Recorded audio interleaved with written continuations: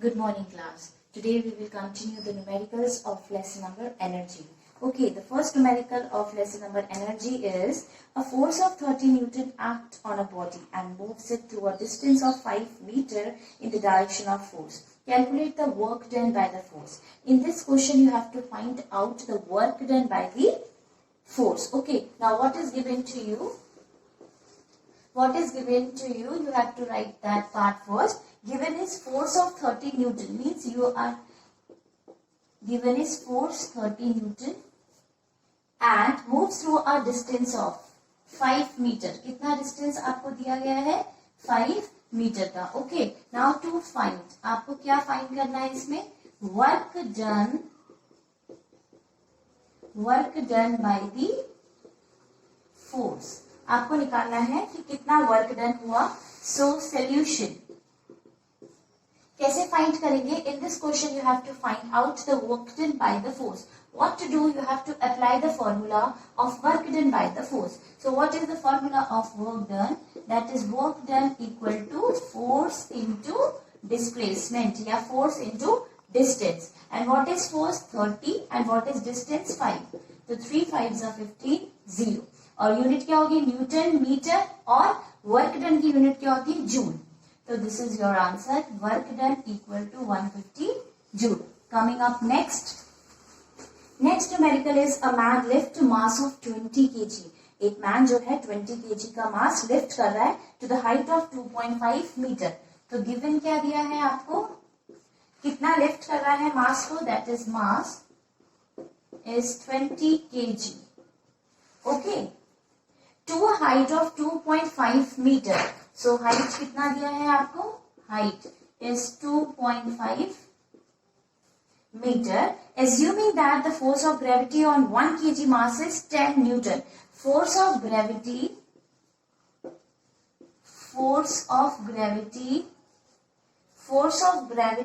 on 1 kg mass. 1 kg मास पे कितना है आपका? 10 न्यूटन. और आपको यहाँ पे कितना मास दिया है? 20 kg. तो force of gravity on 20 kg कितना हो जाएगा?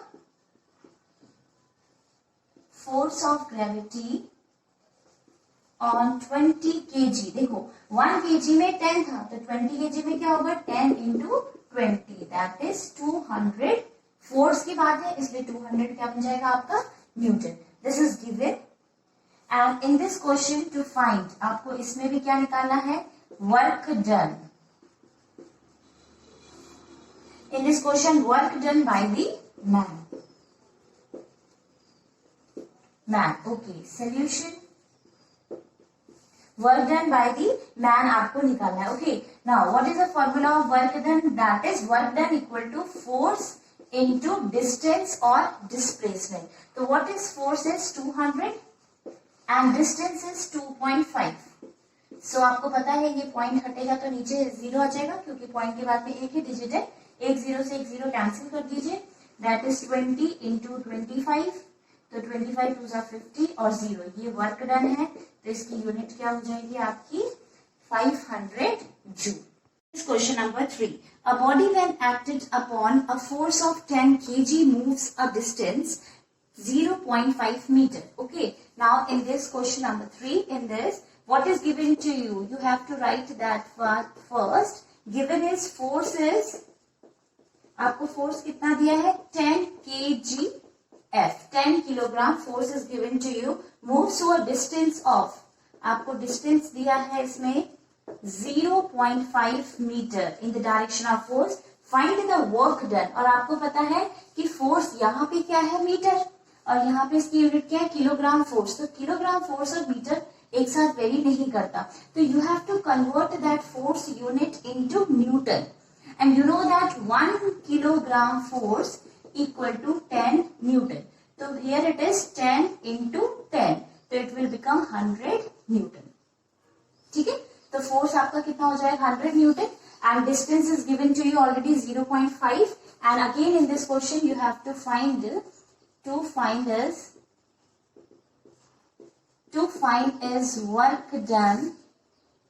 work done by the force. Okay, now solution. What is the formula of work done? that is force into distance. So force is 100 and the distance is 0.5. तो ये point हटेगा तो यहाँ पे 0 नीचे आ जाएगा, ये पॉइंट हट जाएगा तो 0 से 0 कैंसिल, तो 5 into 10 is 50 और इसकी यूनिट क्या होती है? Joule. So work done equal to 50 joule. Got it? Now next question number 4 is two bodies of same mass means you are given two bodies. आपको दो bodies दी है जिसका mass तो same है लेकिन heights are different. Okay. Now question number 4 is given में क्या है कि two bodies हैं आपके पास में, both the bodies have mass same. जैसे for example body A, ठीक है, इस बॉडी A का मास कितना है आपके पास? m kg. ओके. और अनदर बॉडी है B, उसका मास भी क्या है आपके पास में? m kg, क्योंकि उन्होंने बोला है both having same mass but the heights are different. Okay. So height A body की आपके पास h है और हाइट B बॉडी की आपके पास क्या है? आपके पास दूसरी हाइट कितनी दी है? 2h दी है. आपको क्या करना है इस क्वेश्चन में? टू कंपेयर करना है. ठीक है, दोनों बॉडीज को कंपेयर करना है.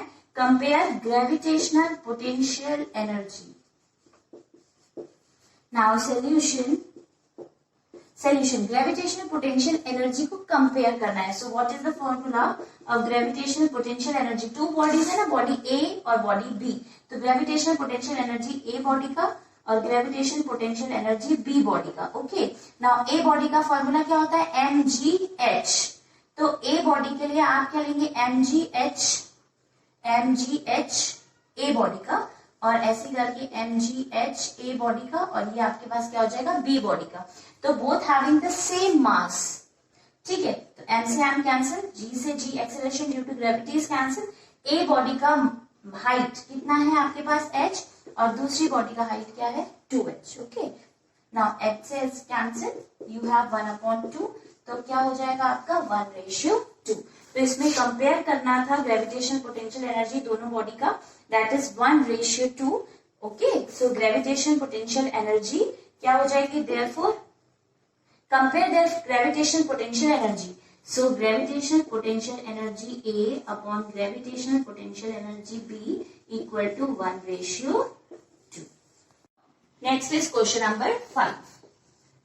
In this question number 5, find the gravitational potential energy. आपको क्या निकालना है? gravitational potential energy निकालना है of 2.5 kg mass. तो सबसे पहले given portion लिखना है. What is given to you? That is mass. So mass is 2.5 kg. Okay. And the height is also given to you. So you have to write the height. Height is 50 meter. Okay. Now the force of gravity on mass 1 kg. जो आप force लगा रहे हैं, force of gravity on mass 1 kg. 1 kg पे जो force of gravity लग रहा है वो 10 न्यूटन का लग रहा है. ओके. नाउ टू फाइंड, क्या निकालना आपको? Gravitational potential energy. Gravitational potential energy. So what is the formula of gravitational potential energy? Is denoted by U और ग्रेविटेशनल पोटेंशियल एनर्जी का फॉर्मूला होता है mgh. ये आपको फाइंड करना है, question mark. Okay. Now solution. Now gravitational potential energy, that is U equal to mgh. Now mass into acceleration due to gravity, that is इसके combination से आपका क्या तैयार हो जाता है? फोर्स. ठीक है, और आपके पास में हाइट ऑलरेडी गिवन दी गई है. ओके. नाउ मास और एक्सेलरेशन ड्यू टू ग्रेविटी आपका क्या बनता है? फोर्स. तो मास आपको कितना दिया है यहाँ पे? 2.5 into acceleration due to gravity is 10 and height is also given to you 50. ये पॉइंट हटेगा तो यहाँ पे 10 आ जाएगा. 10 से 10 को आप क्या कर देंगे? कैंसिल कर देंगे. and you 25 into 50. जब आप इसको मल्टीप्लाई करेंगे 375 जूल. ठीक है, तो आपको पोटेंशियल ग्रेविटेशनल पोटेंशियल एनर्जी निकालना था, दैट इज 375 जूल. ओके, क्योंकि पोटेंशियल एनर्जी की यूनिट क्या होती है? Joule. So gravitational potential energy की भी यूनिट क्या होगी? Joule. Now another question. The gravitational potential energy stored in the box of weight 150 kgf, मतलब एक बॉक्स में स्टोर्ड जो आपकी एनर्जी है वो कितनी है, given the gravitational potential energy कितनी है, gravitational potential energy that is U, इसको यू से डिनोट करते हैं, ये है आपके पास 1.5 into 10 to the power 4 joule, ठीक है। और फिर इसमें फोर्स आपको also given to you 150 kilogram force, ठीक। आपको पता है 150 kilogram force and 1 kilogram force is equal to 10 newton, तो आप इसको न्यूटन में कन्वर्ट कर दीजिए, 150 into 10 Newton that is 1500 Newton. Okay. Now next is to find the height. इसके साथ साथ इसमें आपको क्या निकालना है, height is given. Height to find. आपको क्या निकालना है इसमें, height. Height equal to quotient mark solution. Gravitational potential energy is given to you, so you have to apply the formula of that one. That is gravitational potential energy that is U is equal to mgh. तो आपको बस U कितना है, 1.5 into 10 to the power 4, mass into acceleration due to gravity that is mg. तो mg के formation से क्या तैयार होता है, फोर्स, तो F into h ऐसे करके भी लिख सकते हैं। And what is the value of F is 1500 into height आपको फाइंड करनी है। तो जो चीज फाइंड करनी होती है उसको यही रहने दीजिए, दूसरी साइड को चेंज कर दीजिए, that is height equal to 1.5 into 10 to the power 4 divided by 1500। Okay, now ये पॉइंट हटेगा तो यहाँ पर एक जीरो ऐड हो जाएगा, 15 से 15 1 सा 15 और 3 जीरो, और यहाँ पे ऊपर 4 जीरो है, नीचे 3 जीरो है, कैंसिल करके कितना बचेगा आपके पास, ओनली 10, दैट इज आपके पास हाइट कितनी आ जाएगी, 10 metre. Got it? Thank you.